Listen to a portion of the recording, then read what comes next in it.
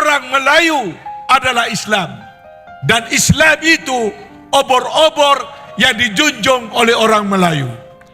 Sekiranya kepimpinan Melayu, negara Melayu tidak membina kekuatan berasaskan apa yang telah dipandukan oleh Allah SWT, jangan lantik pemimpin-pemimpin yang munafik.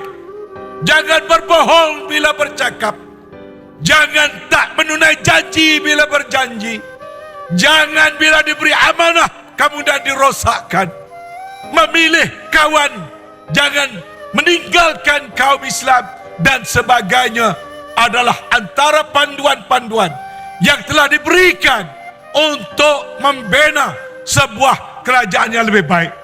Sebab itu masa depan kita ingin menawarkan kepimpinan yang lebih baik bagi negara, lebih berilmu, lebih bersih, lebih berintegriti, serta tidak mempunyai bibit-bibit buruk dalam memimpin negara, kerana akhirnya umatlah yang akan menanggung akibatnya.